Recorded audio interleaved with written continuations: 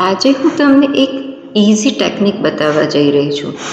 આનાથી બીજું ઇઝી કંઈ હોઈ જ ના શકે. આપણે જે અફર્મેશન્સ કરીએ છીએ તો એમાં અફર્મેશન્સમાં ફિલિંગ લાવવી જરૂરી છે, રાઈટ? તો મોટાભાગના લોકોને એ પ્રોબ્લેમ આવતો હોય છે કે અફર્મેશન્સ તો કરે છે પણ એવરી અફર્મેશન્સમાં એ ફિલિંગ લાવવી થોડી મુશ્કેલ બને છે. અને જ્યાં સુધી એ ફિલિંગ નથી આવતું ત્યાં સુધી અફર્મેશન્સ એટલું ઇફેક્ટિવલી કામ નથી કરતું. તો આ પ્રોબ્લેમને સોલ્વ કરવા માટે એક એકદમ ઇઝી ટેકનિક છે. અફર્મેશન્સ ફિલિંગ સાથે કરો ત્યારે કારગર નીકળે છે. અને બીજું, સબકોન્શિયસ માઇન્ડને રીપ્રોગ્રામ કરવા માટે રિપીટેશન જરૂરી છે. તો આજે હું જે ટેકનિક લાવી છું એ છે 5 મિનિટ ટેકનિક. આમાં તમારે શું કરવાનું છે? એવરી 1 hour, દરેક 1 કલાક પછી તમારે 5 મિનિટ માટે અફર્મેશન બોલવાના છે. એ અફર્મેશનમાં ભલે ફિલિંગ નહીં આવે તો પણ વાંધો નથી. ફિલિંગ્સ સાથે કરો તો બેસ્ટ છે, અધરવાઇઝ નોર્મલ બી તમે કરી શકો છો. એવરી 1 hourનું એક એલાર્મ મૂકી દેવાનું અને 5 મિનિટ માટે અફર્મેશન્સ રિપીટ કરવાના.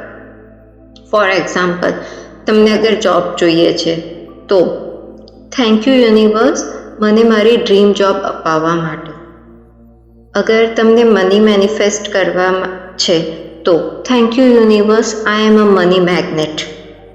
અગર તમને કોઈ હેલ્થ માટે મેનિફેસ્ટેશન કરવું છે, હેલ્થ ઇશ્યુ છે તો thank you universe I am healthy, wealthy, fit and fine.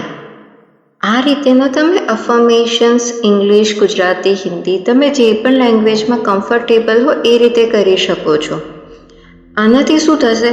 Every અવર, દિવસના દરેક કલાકમાં 1 કલાક પછી તમે દરેક 5 મિનિટ માટે આ બોલશો તો એ કન્ટિન્યુઅસ રિપીટેશન જશે તમારા સબકોન્શિયસ માઇન્ડમાં. અને જે વસ્તુ રિપીટેડલી માઇન્ડમાં જાય છે તો એ વસ્તુ મનમાં ઘર કરી જાય છે અને યુનિવર્સ એને પૂરું કરવા માટે કામે લાગી જાય છે.